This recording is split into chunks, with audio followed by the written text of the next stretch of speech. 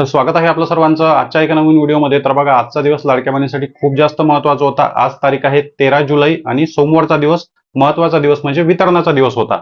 जून महिन्याचा 24वा हप्ता, जून महिन्याचा 24व्या हप्त्याचा आज वाटप होईल, वितरण होईल, 1500 रुपये येईल। या गोष्टीची लाडक्या बहिणी दिवसभर वाट पाहत होत्या। मी सुद्धा दिवसभर अपडेट घेण्याचा प्रयत्न केला, कोणाला पैसे आले आहे का, कोणत्या जिल्ह्यात आले आहे का, कोणाचा स्क्रीनशॉट येईल तर तुमच्यासाठी व्हिडिओ येईल। पण आज दिवसभरामध्ये बघा वितरण झालं नाही, दिवसभरामध्ये वितरण झालं नाही। आज 100% आपल्याला गॅरंटी होती, आशा होती वितरण होईल, पण झालेलं नाही। आता वितरण न होण्यामागे महत्वाचं कारण काय? कारण जी आर आलेला होता, जी आर आल्यानंतर 5 दिवसामध्ये वितरण होते, 5 ते 6 दिवस पूर्ण झाले, पण आज वितरण का झालं नाही आणि हे वितरण कधी होईल, कोणत्या तारखेला होईल, पूर्ण माहिती मी तुम्हाला देणार आहे। सोबतच वितरण न होण्यामागचं कारण काय आहे, आज वितरण न होण्यामागचं कारण काय आहे आणि पुराव्यासहित मी तुम्हाला ते रिझन देणार आहे। त्यासाठी व्हिडिओ पूर्ण पहा आणि सोबतच तुम्हाला जे काही येणारे हप्ते आहे, पुढच्या महिन्याच्या हप्त्याच्या वाटपासाठी सुद्धा ही माहिती, ही जे काही टेक्निकल माहिती मी तुम्हाला देत आहे, पुढच्या हप्त्याच्या वाटपासाठी सुद्धा तुम्हाला उपयोगी पडेल। कारण प्रत्येक महिन्यालाच तुम्हाला पैसे येणार आहे। आणि महत्वाचं म्हणजे हा वाटप आज का झाला नाही याचा सर्वात आधी रिझन बघा, रिझन सर्वात आधी समजून घ्या। बघा, जो काही 1500 रुपये हप्त्याचा वाटप आहे, याबद्दल जी आर आला होता सामाजिक न्याय व विशेष सहाय्य विभागाचा। जी आर आला होता किती तारखेला? 8 तारखेला। 8 तारखेला जी आर आला होता। 8, 9, 10, 11, 12 आणि 13। आज तारीख आहे 13 जुलै। आज आपण वितरणाची वाट पाहत होतो, पण यामध्ये बघा 8 तारखेला जी आर प्रकाशित झाला दुपारी एकदम उशिरा, जवळपास 4 ते 5 वाजता हा जी आर आलेला होता। नंतर 9, 10 आणि 11, 11 तारखेचा होता शनिवार, 12 तारखेचा होता रविवार।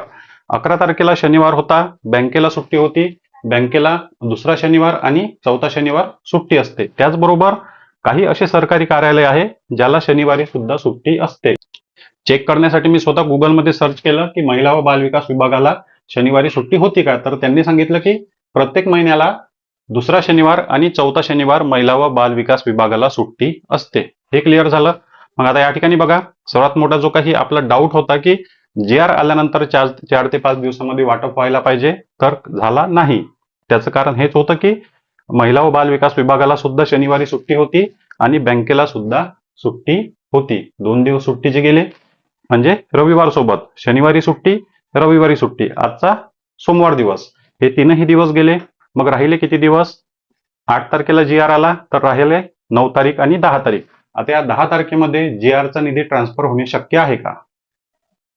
या 2 दिवसामध्ये जी आरचा निधी ट्रान्सफर होणे सुद्धा शक्य नाही। आणि जी आरचा निधी जरी ट्रान्सफर झाला तरी पण जे काही तांत्रिक प्रक्रिया असते, वितरणाची तांत्रिक प्रक्रिया, या 2 दिवसामध्ये हे सर्व कामं या 2 दिवसामध्ये पूर्ण होणे शक्य नाही।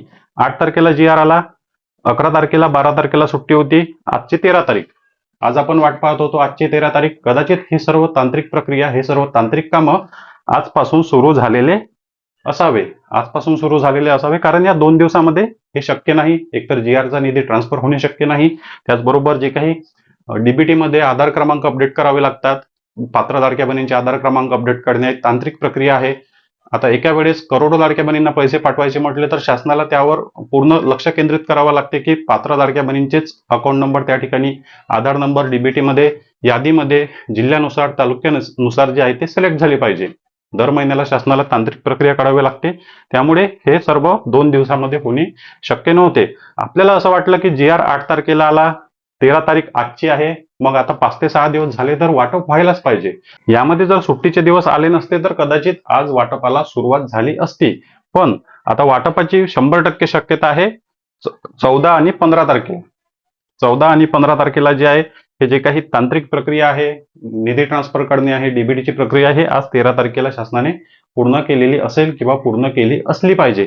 तेव्हाच 14 आणि 15 तारखेला 100% वाटप सुरू होण्याची शक्यता आहे। आणि हीच जी आहे ते वाटपाची फायनल तारीख असणार आहे। कारण आज 13 तारीख आहे, संध्याकाळचे 6 वाजलेले आहे, तरी पण वाटप झालेलं नाही, कोणत्याच बहिणींना पैसे आलेले नाही। आजचा दिवस निघून गेला, तर आता 14 आणि 15 तारीख हे फायनल तारीख असणार आहे आणि या दिवशी लाडक्या बहिणींना पैसे जमा होतील, म्हणजे होतील 14 तारीख किंवा 15 तारीख।